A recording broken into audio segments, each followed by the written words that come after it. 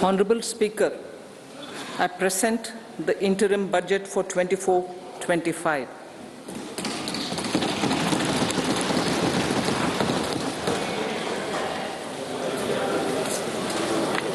The Indian economy has witnessed profound positive transformation in the last 10 years.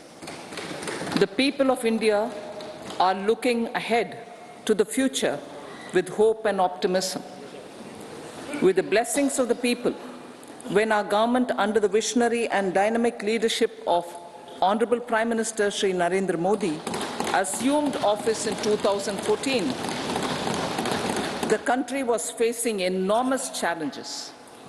With Sabka Saath, Sabka Vikas as its mantra, the government overcame those challenges in right earnest. Structural reforms were undertaken. Pro-people programs were formulated and implemented promptly. Conditions were created for more opportunities for employment and entrepreneurship.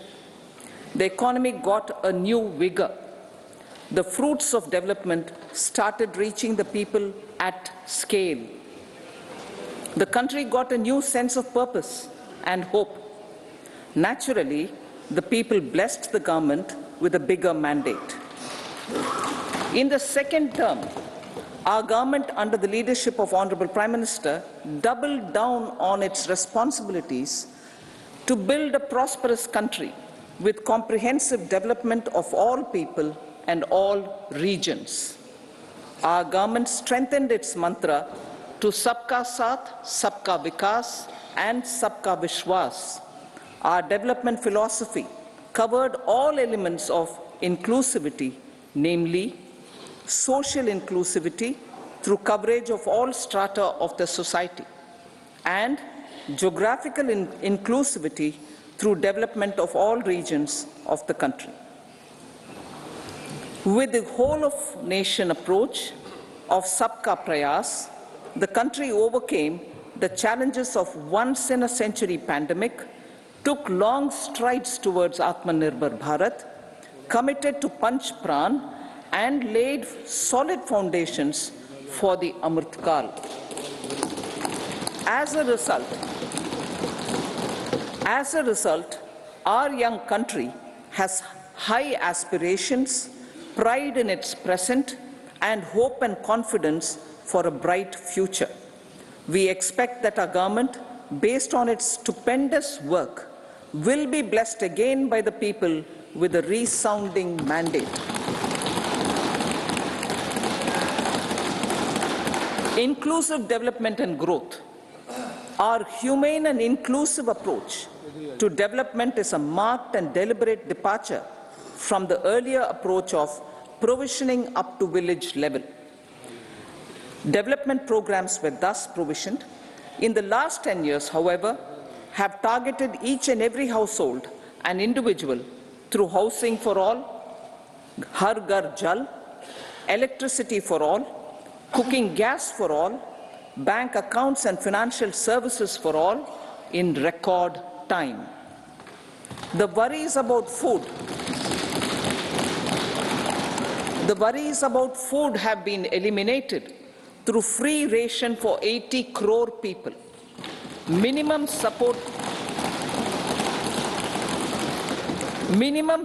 prices for the produce of Annadata are periodically increased appropriately. These and the provision of basic necessities have enhanced real income in the rural areas. Their economic needs could be addressed, thus spurring growth and generating jobs. Social justice. Our government is working with an approach to development that is all-round, all-pervasive, and all-inclusive. Sarvangin, Sarvasparshi, or Sarvasamaveshi. It covers all castes and people at all levels. We are working to make India a Vikasit Bharat by 2047. For achieving that goal, we need to improve people's capability and empower them. Previously, social justice was mostly a political slogan. For our government, social justice is an effective and necessary governance model. The saturation approach of covering all eligible people is the true and comprehensive achievement of social justice. This is secularism in action, reduces corruption, and prevents nepotism, prevents Bhai Bhatijawad. There is transparency and assurance that benefits are delivered to all eligible people. The resources are distributed fairly. All, regardless of their social standing, get access to opportunities. We are addressing systemic inequalities that had plagued our society. We focus on outcomes and not on outlays so that the social economic transformation is achieved. As our Prime Minister firmly believes, we need to focus on 4 major castes. They are Garib, Mahilaye, Yuva and Annadata.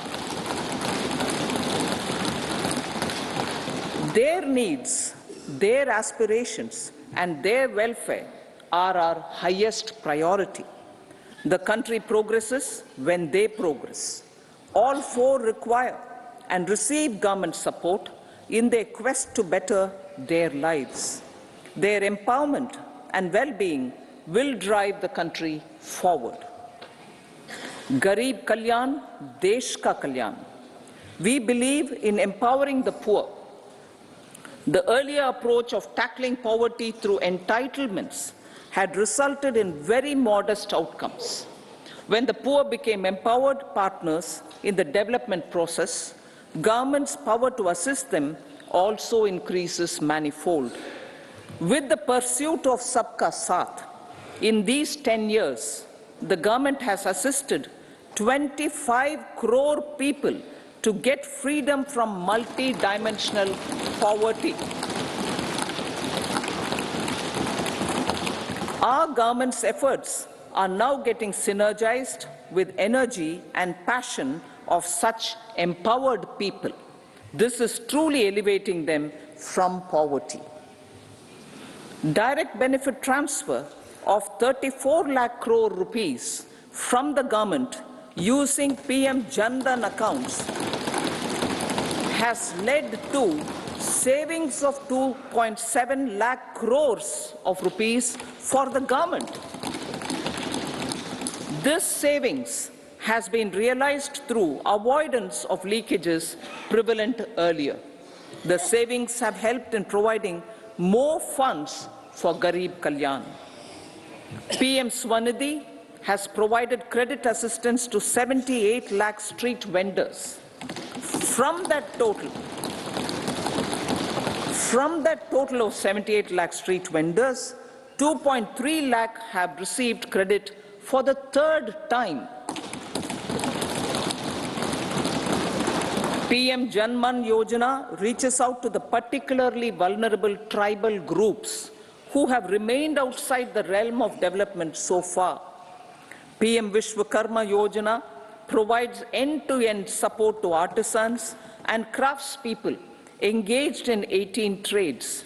The schemes for empowerment of Divyangs and transgender persons reflect firm resolve of our government to leave no one behind. Welfare of Annadata. Farmers are our Annadata. Every year under PM Kisan Samman Yojana, direct financial assistance is provided to 11.8 crore farmers, including marginal and small farmers. Crop insurance is given to 4 crore farmers under PM Fasal Bima Yojana. These, besides several other programs, are assisting Annadata in producing food for the country and for the world.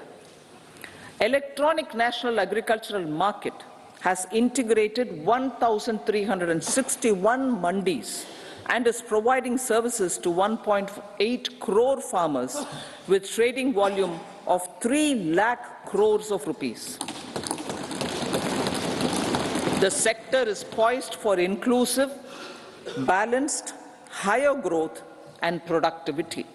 These are facilitated from farmer-centric policies, income support, coverage of risks through price and insurance support, promotion of technologies and innovations through startups. Empowering the Amrit PD, the Yuva. Our prosperity depends on adequately equipping and empowering the youth.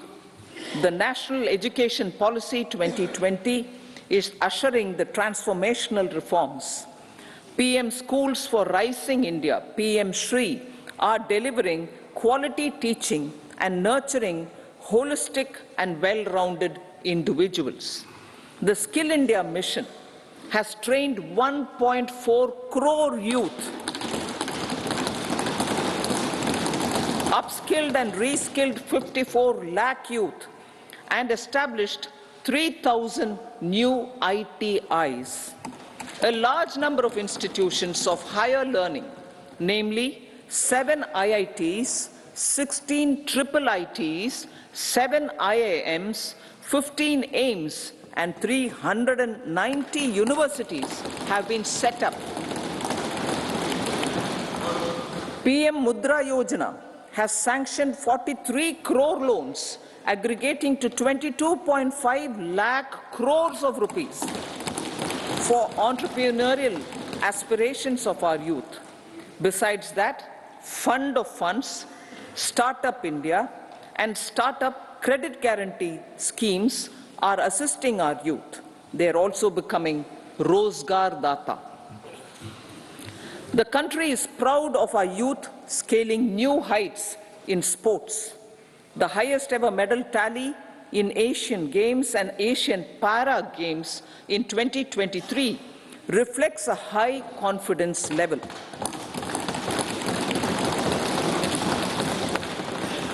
Chess prodigy and our #1 ranked player Pragnananda put up a stiff fight against the reigning world champion Magnus Carlsen in 2023.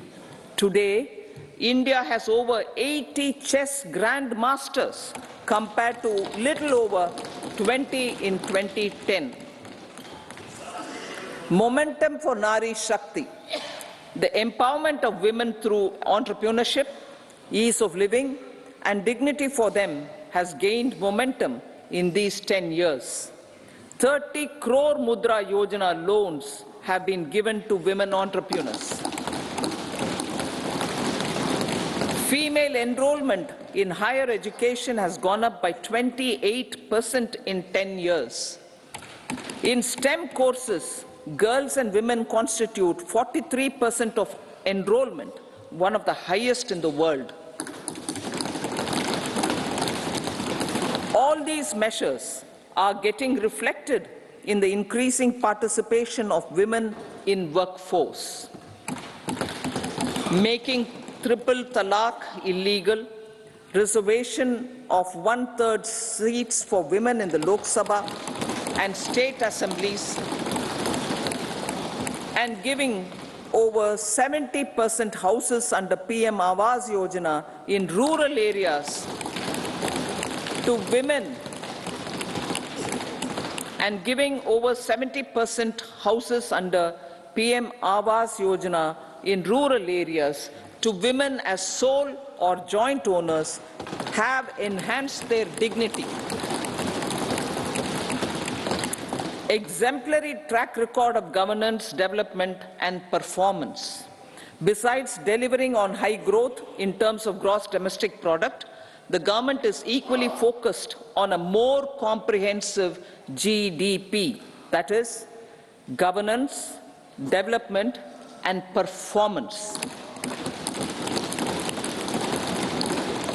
Our government has provided transparent, accountable, people-centric, and prompt, trust-based administration with citizen-first and minimum government, maximum governance approach.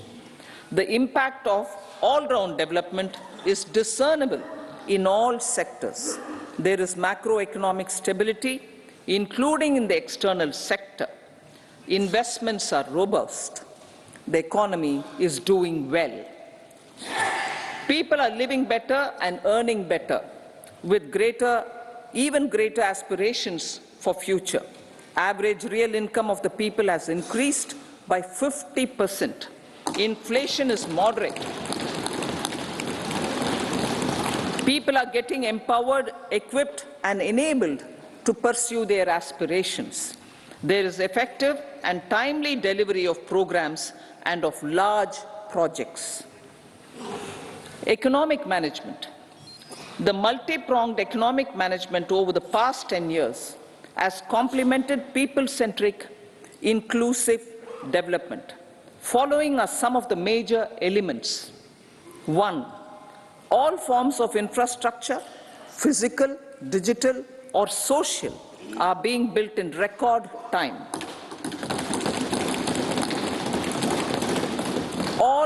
Number 2, all parts of the country are becoming active participants in economic growth.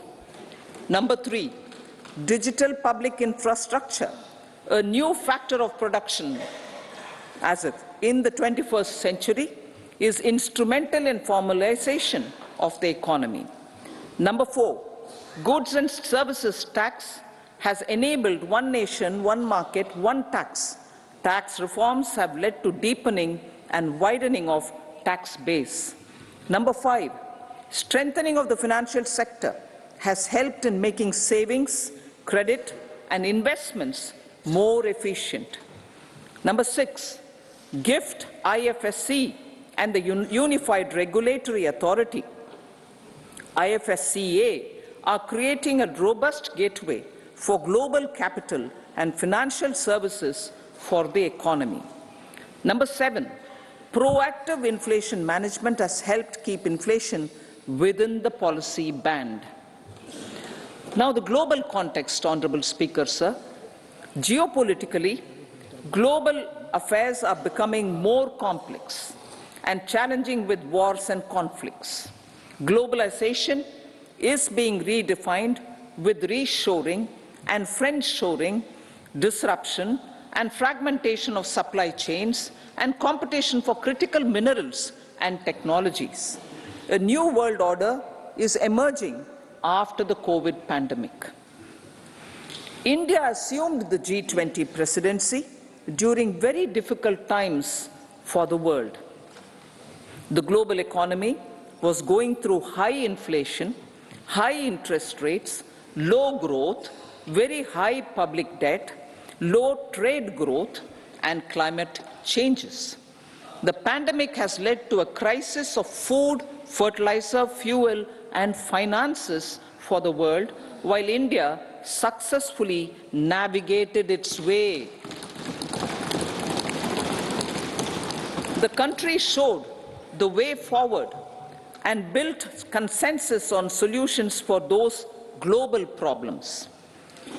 The recently announced India-Middle East-Europe economic corridor is a strategic and economic game changer for India and others.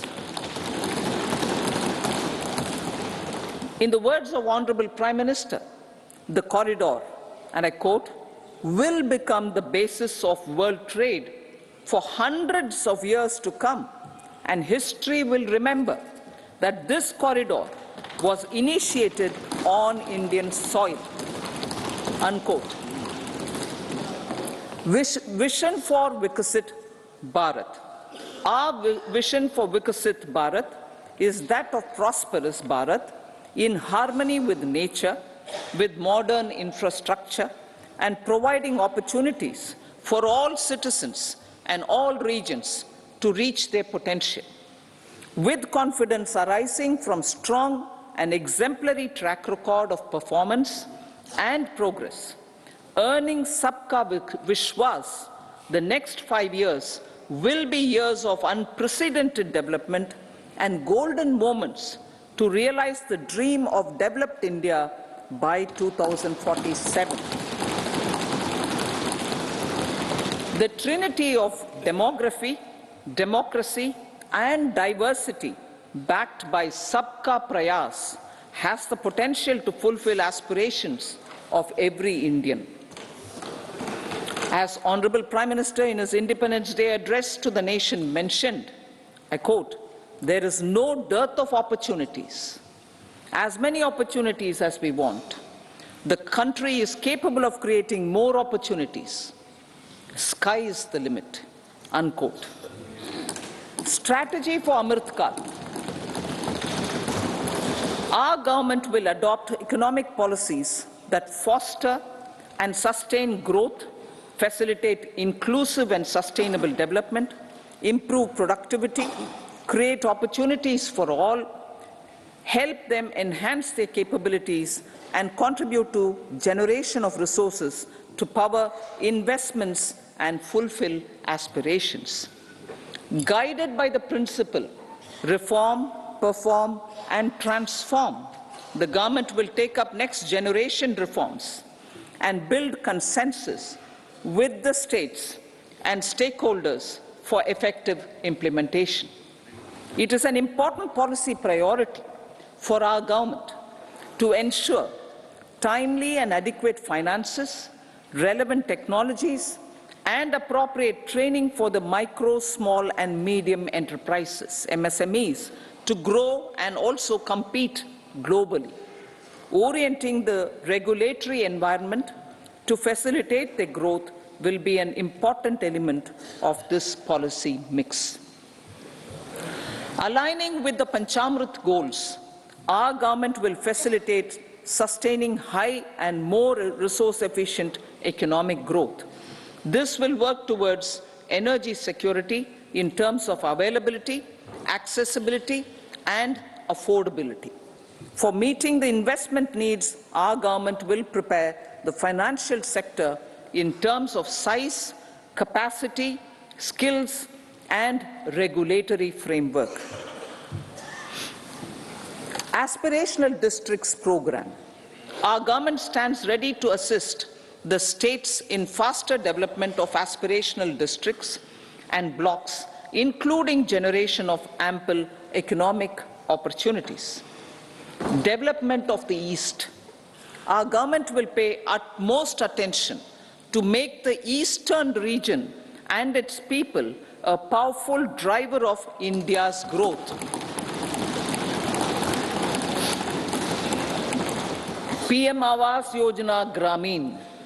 Despite the challenges due to COVID, implementation of PM Awas Yojana Gramin continued, and we are close to achieving the target of 3 crore houses. 2 crore more houses will be taken up in the next 5 years to meet the requirement arising from increase in the number of families. Rooftop solarization and Muft Bijli. Through rooftop solarization, 1 crore households will be enabled to obtain up to 300 units free electricity every month. This scheme follows the resolve of Honorable Prime Minister on the historic day of consecration of Sri Ram Mandir in Ayodhya. Following benefits are expected. Savings up to 15 to 18,000 rupees annually for households from free solar electricity and selling the surplus to the distribution companies. Charging of electric vehicles.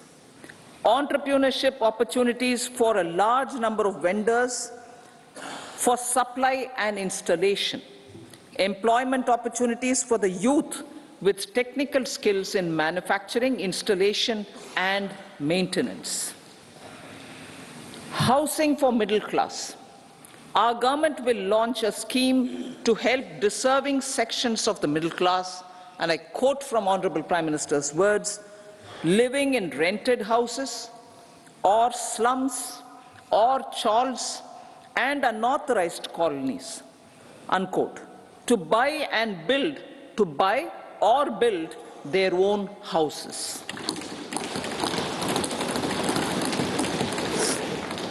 Medical colleges. Several youth are ambitious to get qualified as doctors. They aim to serve our people through improved healthcare services. Our government plans to set up more medical colleges by utilizing the existing hospital infrastructure under various departments. A committee for this purpose will be set up to examine the issues and make relevant recommendations. Cervical cancer vaccination. Our government will encourage vaccination for girls in the age group of 9 to 14 years for prevention of cervical cancer. Maternal and child health care. Various schemes for maternal and child care will be brought under one comprehensive program for synergy in implementation. Upgradation of Anganwadi centers under Saksham Anganwadi and Poshan 2.0 will be expedited for improved nutrition delivery, early childhood care and development. The newly designed U-Win platform for managing immunization and intensified efforts of Mission Indradhanush will be rolled out expeditiously throughout the country. Ayushman Bharat. Healthcare cover under Ayushman Bharat scheme will be extended to all ASHA workers, to all Anganwadi workers and helpers. Agriculture and food processing. The efforts of value addition in agriculture sector and boosting farmers' incomes will be stepped up. Pradhan Mantri Kisan Sampada Yojana has benefited 38 lakh farmers and generated 10 lakh employment. Pradhan Mantri Formalization of Micro Food Processing Enterprises Yojana has assisted 2.4 lakh SHGs and 60,000 individuals with credit linkages. Other schemes are complementing the efforts for reducing post-harvest losses and improving productivity and incomes. For ensuring faster growth of the sector, our government will further promote private and public investment in post-harvest activities, including aggregation, modern storage, efficient supply chains, primary and secondary processing and marketing and branding. Nano DAP. After the successful adoption of nano urea, application of nano DAP on various crops will be expanded in all agroclimatic zones. Atmanirbhar Oil Seeds Abhiyan. Building on the initiative announced in 2022, a strategy will be formulated to achieve Atmanirbharta for oil seeds such as mustard, groundnut, sesame, soya bean, and sunflower. This will cover research for high-yielding varieties, widespread adoption of modern farming techniques, market linkages, procurement, value addition, and crop insurance. Dairy development. A comprehensive program for supporting dairy farmers will be formulated. Efforts are already on to control foot and mouth disease. India is the world's largest milk producer with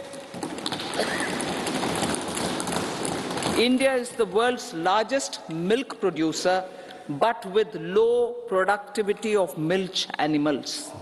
The program will be built on the success of existing schemes such as Rashtriya Gokul Mission, National Livestock Mission, and infrastructure development funds for dairy processing and animal husbandry. Matsya Sampada. It was our government which set up a separate department for fisheries, realizing the importance of assisting fishermen. This has resulted in doubling of both inland and aquaculture production. Seafood exports since 2013-14 has also doubled. Implementation of Pradhan Mantri Matsya Sampada Yojana will be stepped up to 1. Enhance aquaculture productivity from existing 3 to 5 tons per hectare. 2. Double exports to 1 lakh crore rupees, and 3. Generate 55 lakh employment opportunities in the near future.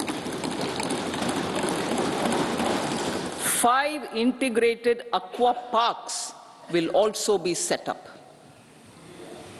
Lakpati Didi.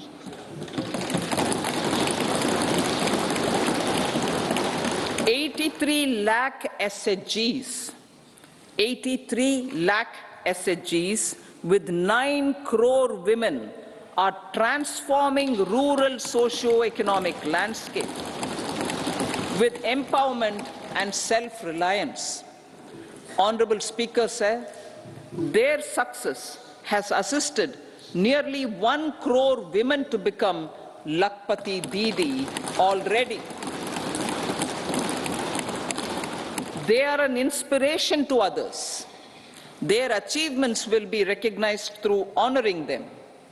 Buoyed by the success, it has been decided to enhance the target for Lakpati Didi from 2 crores to 3 crores.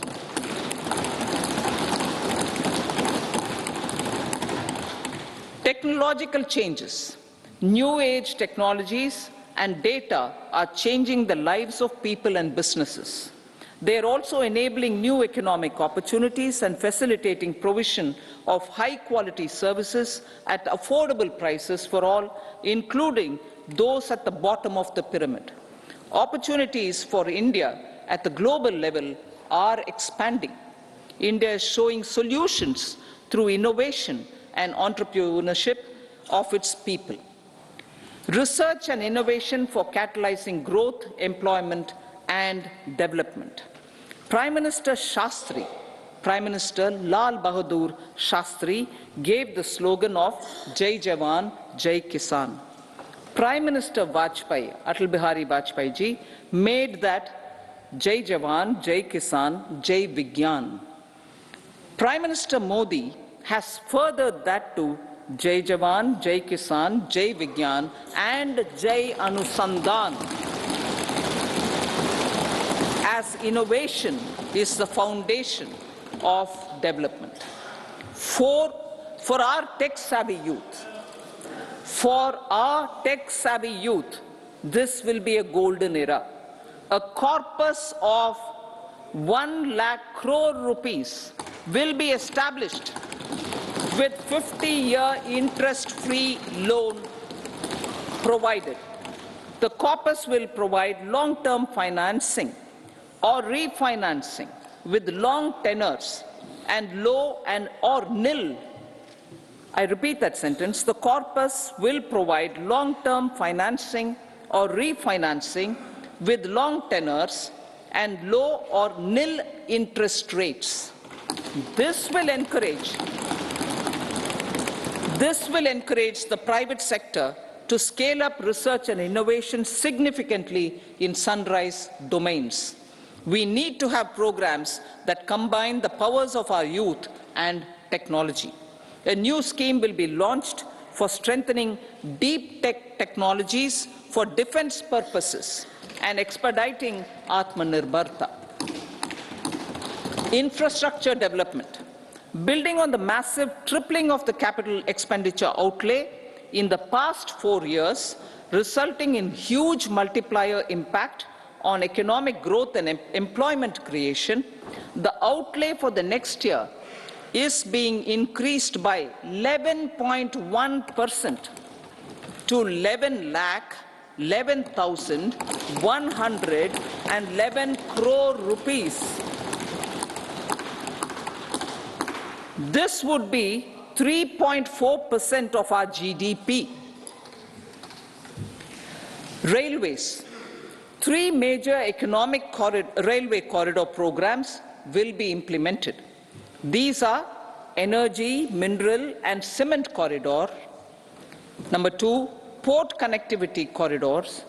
And number 3, high traffic density corridors.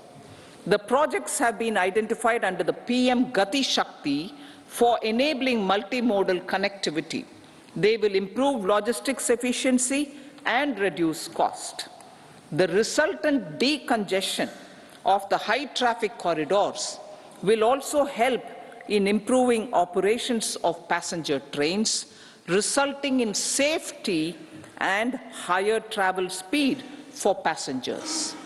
Together with dedicated freight corridors, these 3 economic corridor programs will accelerate our GDP growth and reduce logistic costs.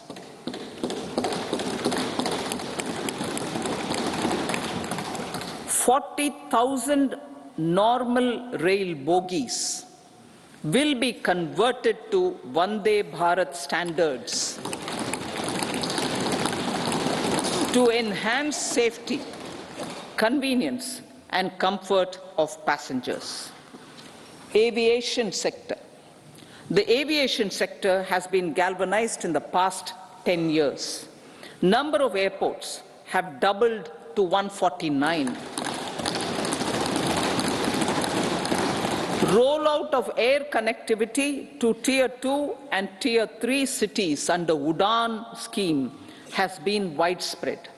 517 new routes are carrying 1.3 crore passengers. Indian carriers have proactively placed orders for over 1,000 new aircrafts. Expansion of existing airports and development of new airports will continue expeditiously. Metro and Namo Bharat. We have a fast expanding middle class and rapid urbanization is taking place. Metro rail and Namo Bharat can be the catalyst for the required urban transformation. Expansion of these systems will be supported in large cities, focusing on transit-oriented development. Green energy. Towards meeting our commitment for net zero by 2070, the following measures will be taken. Viability gap funding will be provided for harnessing offshore wind energy, potential for initial capacity of 1 gigawatt. Coal gasification and liquefaction capacity of 100 metric tons will be set up by 2030. This will also help in reducing imports of natural gas, methanol and ammonia. Phased mandatory blending of compressed biogas in compressed natural gas for transport and piped natural gas for domestic purposes will be mandated. Financial assistance will be provided for procurement of biomass aggregation machinery to support collection.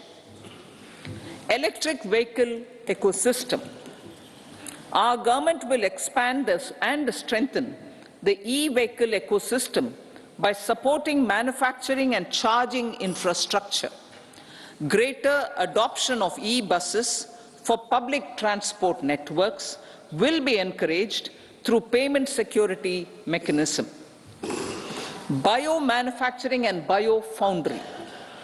For promoting green growth, a new scheme of biomanufacturing and biofoundry will be launched.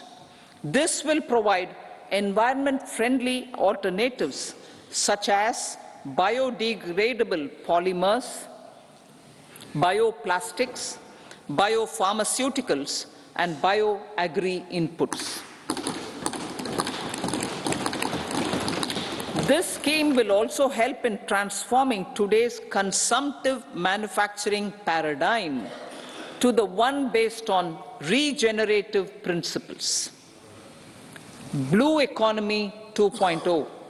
For promoting climate-resilient activities for Blue Economy 2.0, a scheme for restoration and adaptation measures and coastal aquaculture and mariculture with integrated and multi-sectoral approach will be launched. Comprehensive development of tourist centers. The success of organizing G20 meetings in 60 places presented diversity of India to global audience. Our economic strength has made the country an attractive destination for business and conference tourism. Our middle class also now aspires to travel and explore. Tourism, including spiritual tourism, has tremendous opportunities for local entrepreneurship. States will be encouraged to take up comprehensive development of iconic tourist centers, branding and marketing them at global scale. A framework for rating of the centers based on quality of facilities and services will be established. Long-term interest-free loans will be provided to states for financing such development on matching basis. To address the emerging fervor for domestic tourism, Honorable Speaker, sir, projects for port connectivity, tourism infrastructure, and amenities will be taken up on our islands, including Lakshadweep. This will help in generating employment also. Promoting investments. The FDI inflow during 2014 to 23 was $596 billion, marking a golden era. That is twice the inflow during 2005 to 14. For encouraging sustained foreign investment, we are negotiating bilateral investment treaties with our foreign partners in the spirit of First Develop India. FDI is First Develop India. Reforms in the states for Vikasit Bharat. Many growth and development enabling reforms are needed in the states for realizing the vision of Vikasit Bharat. A provision of 75,000 crore rupees as 50-year interest-free loan is proposed this year to support those milestone-linked reforms by the state governments. Societal changes. The government will form a high-powered committee for an extensive consideration of the challenges arising from fast population growth and demographic changes. The committee will be mandated to make recommendations for addressing these challenges comprehensively in relation to the goal of Vikasit Bharat. Amrit Kal as Kartavya Kal. Our government stands committed to strengthening and expanding the economy with high growth and to create conditions for people to realize their aspirations. Honorable Prime Minister, in his Independence Day address to the nation in the 75th year of our Republic, said, and I quote, "We commit ourselves to national development with new inspirations, new consciousness, new resolutions as the country opens up immense possibilities and opportunities. It is our Kartavya Kal." Unquote. Every challenge of the pre-2014 era was overcome through our economic management and our governance. These have placed the country on a resolute path of sustained high growth. This has been possible through right policies, true intentions, and appropriate decisions. In the full budget in July, Honorable Speaker, our government will present a detailed roadmap for our pursuit of Vikasit Bharat.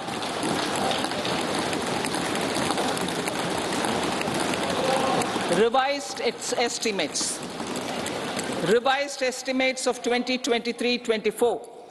The revised estimate of the total receipts other than borrowings is 27.56 lakh crores of rupees, of which the tax receipts are 23.24 lakh crore rupees. The revised estimate of total expenditure is 44.90 lakh crore rupees. The revenue receipts at 30.03 lakh crore rupees are expected to be higher than the budget estimate, reflecting strong growth momentum and formalization in the economy. The revised estimate of the fiscal deficit is 5.8% of GDP, improving on the budget estimate, notwithstanding moderation in the nominal growth estimates. Budget estimates for 2024-25. Coming to the year 2024-25, the total receipts other than borrowings and total expenditure are estimated at 30.80 and 47.66 lakh crore rupees respectively. The tax receipts are estimated at 26.02 lakh crore rupees. The scheme of 50-year interest-free loan for capital expenditure to states will be continued this year with an outlay of 1.3 lakh crore rupees. We continue on the path of fiscal consolidation, as announced in my budget speech of 2021-22, to reduce fiscal deficit below 4.5% by 25-26. The fiscal deficit in 2024-25 is estimated to be 5.1% of GDP, adhering to that path.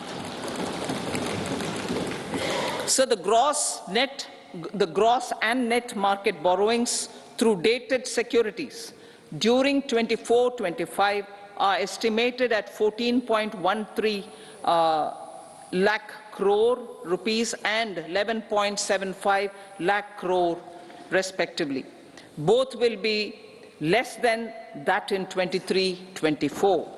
Now that the private investments are happening at scale, the lower borrowings by the central government will facilitate larger availability of credit for the private sector. Vote on account. I'll be seeking vote on account approval of the Parliament through the appropriation bill for a part of the financial year 2024-25. I will now move to Part B. Honourable Speaker, sir, over the last 10 years, the direct tax collections have more than trebled and the return filers swelled 2.4 times. I would like to assure the taxpayers that their contributions have been used wisely for the development of the country and welfare of its people. I appreciate the taxpayers for their continued support. The government has reduced and rationalized tax rates. Under the new tax scheme, there is now no tax liability for taxpayers with income up to 7 lakh rupees, up from 2.2 lakh rupees in the financial year 2013-14. The threshold for presumptive taxation for retail businesses was increased from 2 crores to 3 crores. Similarly, the threshold for professionals eligible for presumptive taxation was increased from 50 lakh rupees to 75 lakh rupees. Also, corporate tax rate was decreased from 30% to 22% for existing domestic companies and to 15% for certain new manufacturing companies. Honourable Speaker, sir, in the last 5 years, our focus has been to improve taxpayer services. The age-old jurisdiction-based assessment system was transformed with the introduction of faceless assessment and appeal, thereby imparting greater efficiency, transparency, and accountability.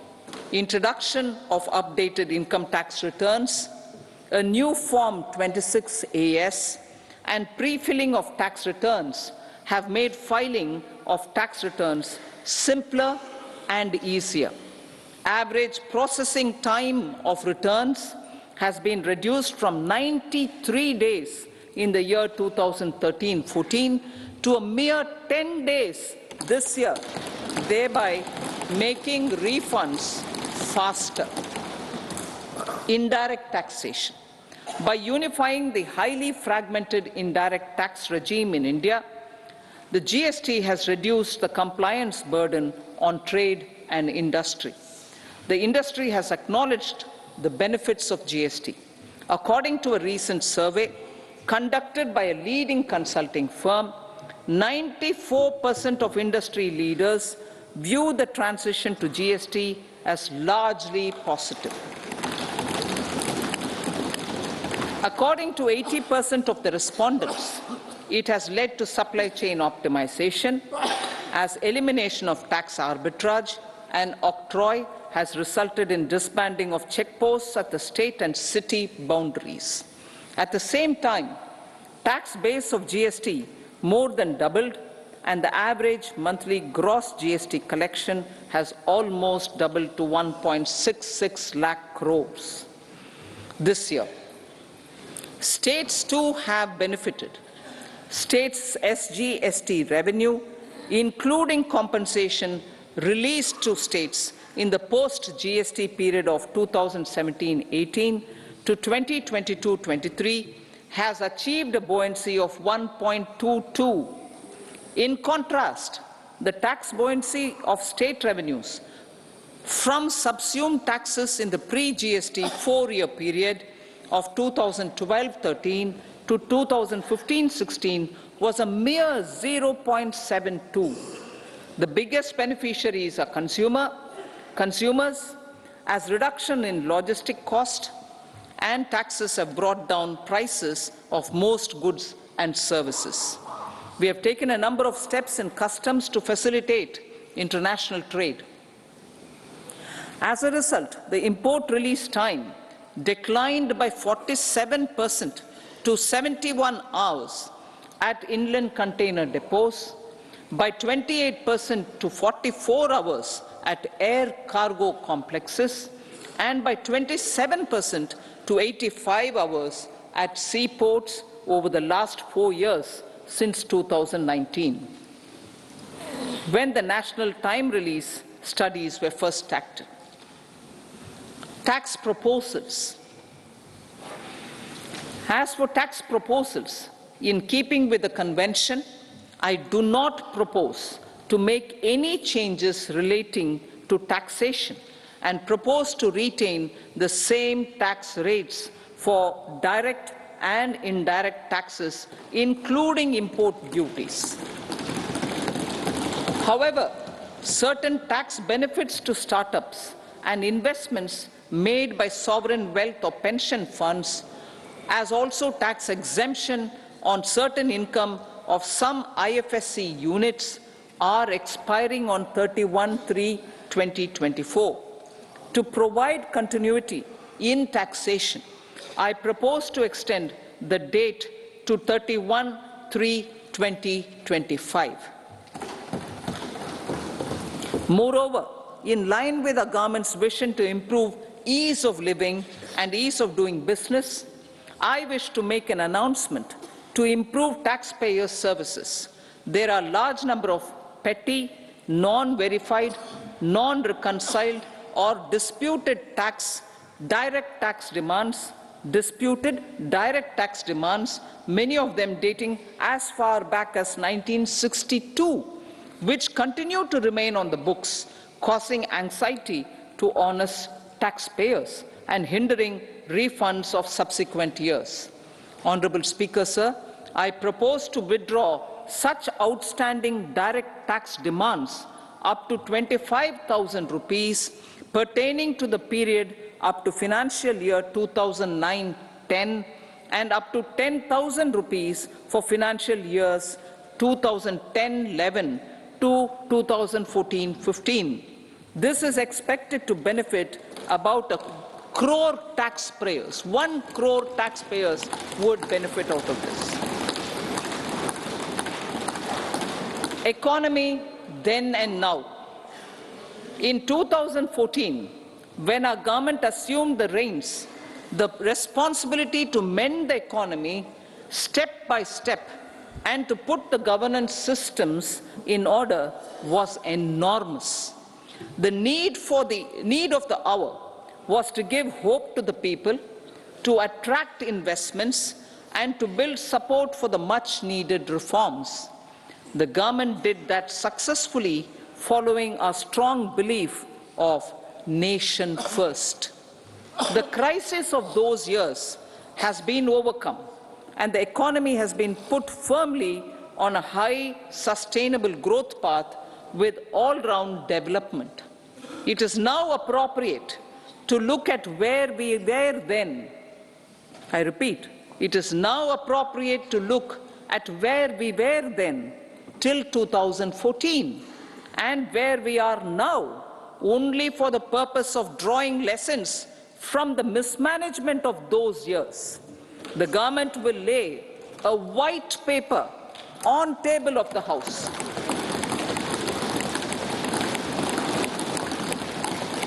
The exemplary track record of governance, development and performance, effective delivery and Jan Kalyan has given the government trust, confidence and blessings of the people to realize whatever it takes.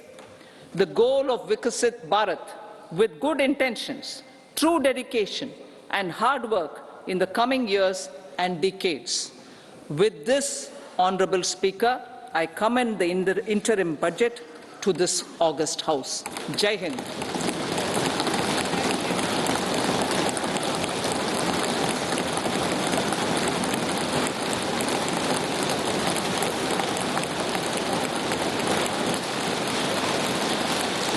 Item number 2, Srimati Nirmala Sitharaman ji.